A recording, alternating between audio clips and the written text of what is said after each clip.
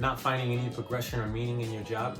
Stay tuned as I'll be sharing some tips on what you can do to find meaning in your career and put you on the fast track. Hey everybody, it's Michael A. Benton, your certified life coach, helping men take control of their lives and achieve their desires. Subscribe to my channel and hit the bell to be notified when I post a new video every Tuesday. As someone who's held several jobs over the last few years, I know what it feels like to not feel like you're progressing or making an impact. So let's dive in to get you moving in the right direction.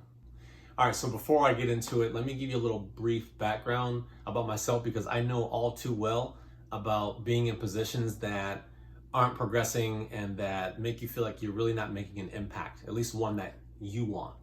You know, I've held a new job probably every year for the past, 5, 6 years, something like that. Crazy. And it never fails. Like, I would get into a position and then everything would be going good.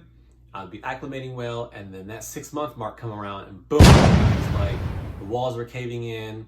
You know, this wasn't really what I had signed up for. I didn't really feel like I was making an impact. And so it really took some time for me to start to repeat these same habits, right? Where I'm going from job to job, and now I'm starting to see, okay, this isn't working out after 6 months. I moved to a different job. Hey, it was great, but this isn't working out. And so I know that's where you guys are at right now in your lives, where you kind of feel like you're just tumbling, right? You're kind of just rolling down a hill and you hit a rock, which is your new job. You stop for a while and then somehow you just kind of slide out of that job and keep tumbling and keep going, and you don't know when it's going to stop. But I'm here to tell you that there are a few things that you can do that's going to help you stop tumbling. It's going to land you in a position or in a career or on a path that fits exactly with what you want to do and fits exactly with who you are as a person. And I'm going to explain those to you in just a moment. One thing that you guys are probably unaware of is that your human needs actually dictate, what type of careers that you're in and what it is that you feel about yourself when you're in those fields, when you're in those careers. And so if you can understand your human needs, right, and I'll explain those in just a second, but if you can understand your human needs and how they play into choosing the career for yourself, then you're going to be a whole lot better once you understand it and be able to make better decisions as you move forward. And whether you are going to stay where you're currently at and try and fix some things within yourself, or if you're going to change careers altogether. So the 6 human needs, the first one is the need for certainty, okay? Certainty is basically just knowing that something is going to happen for us, right? I know for certain that I'm going to get paid every 2 weeks. I know for certain that my mother and father are going to be there whenever I call them or need help. That's certainty, okay? The second human need is variety or uncertainty, right? So sometimes some of us need to have variety. We need to have spontaneity in our lives, and things happen on a whim and we're not aware of it, and that brings us this level of excitement and exuberance. And some people need that in their career lives, right? That's why most people like to do different types of tasks. They don't like to just stick to one particular task every day, all day. They like variety. They like doing different things. The third human need is love and connection. Now, you typically don't see people searching out love and connection when it comes to the career. However, the second half of that, the connection part.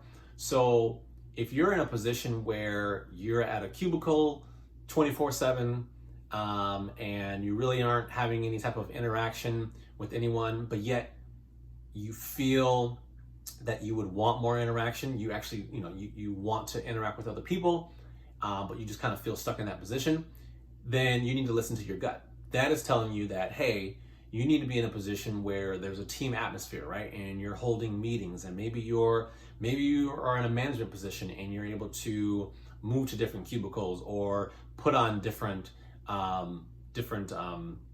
meetings and things like that. Okay, so that's when you would look for connection when it comes to a career.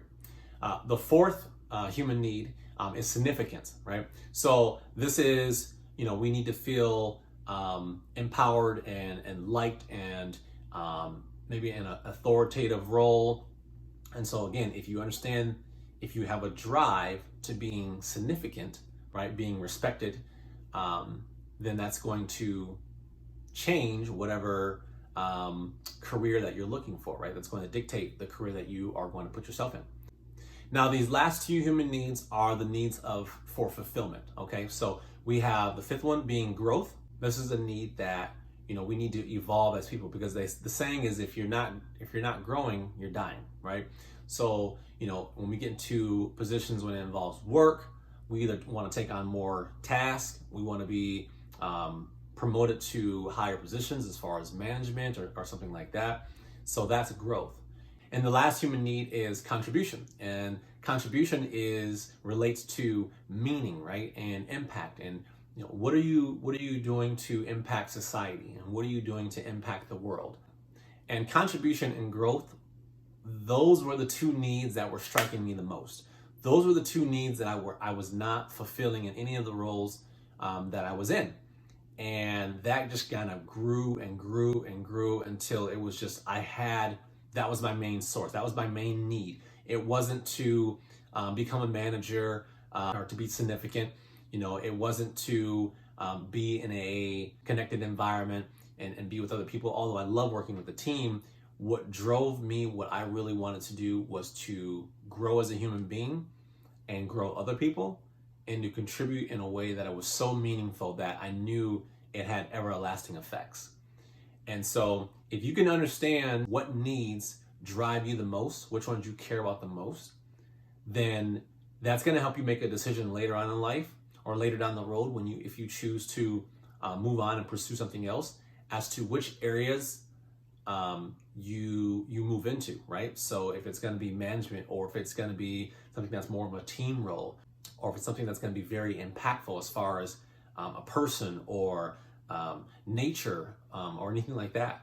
So understanding your needs is the first tip. That is going to be your driving force, your main driving force, as you look to change and move into something different in your career.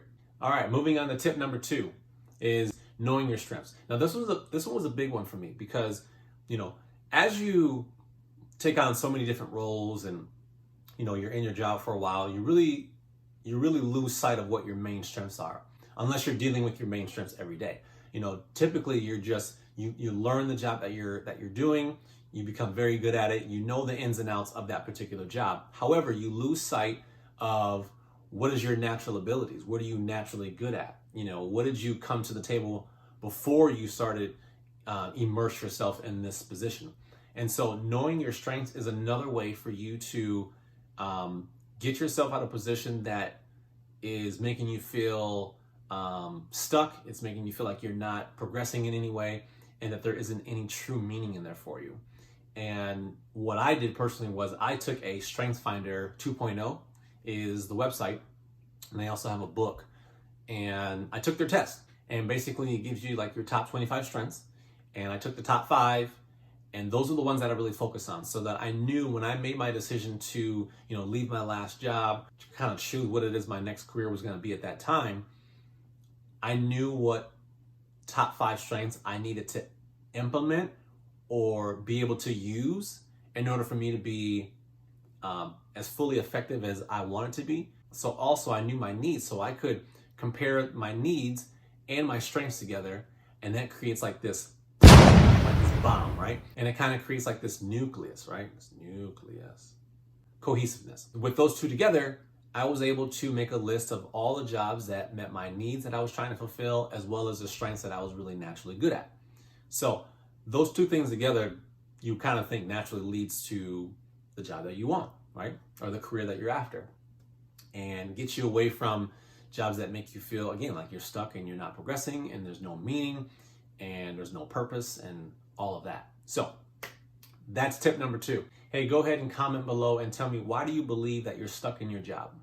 All right, moving on. Tip number 3 is experiment until you find it. Now, if you have thousands, maybe hundreds of different things that you'd like to try, that you'd like to do, or that maybe that you're into, by all means, go try them. There is nothing negative about trying lots of different things, because you never know which one of those things you're going to fall in love with. So if you currently are you work in the computer industry, you're a computer tech, but you naturally love music, right? and you play an instrument really well, then maybe go try out for a band or something. Or maybe there is a musical type of volunteer thing that you can go and try and do, right? Or maybe you try some making music on your own, on the side. You know, whatever it is, whatever you can find that's going to allow you to immerse yourself in that environment and play music, do it. If you love, I don't know, science, right? And you have a biology degree or something like that, then find science careers, jobs, and maybe you can job shadow them and try it that way. Now, obviously, there are going to be certain things that you're not going to be able to job shadow, probably more of the higher prestige, like a nurse. I don't think you can go and job shadow a nurse. You might be able to. Certain things like that, but you'll know if you have a knack for it, right? Like if you have a natural love for nursing or biology or teaching or whatever it is. But the main thing I want you to take away from this is that whatever it is that's come to your mind, whatever it is that you loved in the past when you were a teenager, when you were younger, like, man, I can see myself being a police officer. You know, I've always wanted to be a social worker. Whatever it is, go try those things. And you'll have the process of elimination. You'll be able to say that, okay, I looked at this career, you know, it met A and B for me, but C and D weren't there, whatever it is. That way, you know, you can best window down your list of potential careers for yourself, and you've tried everything. Because the last thing that you want to do is go for a career that you think you like, and you find yourself in the same situation where you're feeling stuck, you're not progressing, and there's no meaning, right? And you want to be able to tell yourself, okay, I tried all the things that I thought I'd like, and I narrowed it down to 2 or 3 options, and then kind of go from there. So you want to make sure that you can experiment with different types of jobs and different industries, and get your feet wet, man. You know, get your feet wet, figure it out, and process some elimination. And when you're ready, you'll come down to, you know, 2 or 3 or whatever it is, number of jobs that you could see yourself doing for the rest of your life, or at least doing for the next 5 years until you feel you know, maybe want to progress more out of that one into the next one. But experiment, experiment, experiment. Did I say experiment? I said experiment. All right, and my last tip, which is tip number 4. This is the most important because the other 3 will not work unless you do number 4. 3 and then 4, they kind of go together. All right. The last tip is to work your butt off. Whatever decision that you make between knowing your needs, knowing what your top strengths are, and having the ability to try all these different careers and industries, you have to work your butt off once you find it, because you want to be able to move towards whatever it is that you choose. Otherwise, you're going to be in the same position that you are now, which is ding, ding, ding, ding, stuck, right? So work your butt off. You know, when you find the career that you want to, you know, fully immerse yourself in it and go after it, do whatever you need to take. You know, you typically work 8 to 5, Monday through Friday. So what are you doing Saturday? What are you doing on Sunday? What are you doing from 6 p.m. to 2 p.m.? Now, some of you probably have families and kids, and I get all that. I have kids and I have a wife as well, and I know that you have to make time for them. Totally understandable, right? But you still have other hours where your kids are asleep, maybe your wife is in bed. What are you doing for those hours that you have time? You have to take advantage of the time that you have. Because from 8 to 5, you're tapped out. You're already doing something, right? You're working to provide for your family. So you can't go and shadow jobs. You can't go and apply for different jobs and correct your resume and things like that during those time frames. But afterwards, you have plenty of time to take the effort and to start moving towards the life that you want and the career that you want, right? So that way you have meaning, and you are able to progress and grow within your career. So take every effort that you can. Listen, it's not just going to happen for you. You have time when you're away from work and you're away from family. That's the time where you need to be correcting your resume, putting in applications, seeing if you can job shadow, right? Seeing what are the qualifications of whatever said job that you're looking at. You need to talk to someone who's been in the industry before, who can give you some tips and advice on what to do and what not to do. Do you need to spend more time in the books, right? Do you need a certain education for this particular career that you're going after or position that you're going after? What is it that you need to do in order to be able to move away from your current job that's boring you and that's not getting you anywhere, and moving yourself into a position where you feel that it's giving you the most impact, it's giving you the most growth and contribution, right? And that you feel connected, whatever your needs are. So what are you going to do about it? It's not going to happen for you. It's not going to happen overnight, but it will happen. As long as you take action, it will happen. And the more action you take, the harder you go at it, the faster that it'll come. So if you're really sick and tired of being in the job that you're currently in now, then my assumption would be that you would do everything you can to get yourself out of that position and to get you into something that makes you feel the way you want to be, the way you want to feel, right? And to get you into something that allows you to have meaning and purpose, and makes you feel that you are progressing and that you are able to do better. So if you implement those steps right away today and start moving towards the job that you want, I guarantee you're going to feel 30 times better about yourself. You won't have to be dragging yourself to work, drinking 4 or 5 cups of coffee every morning just to, stay woke.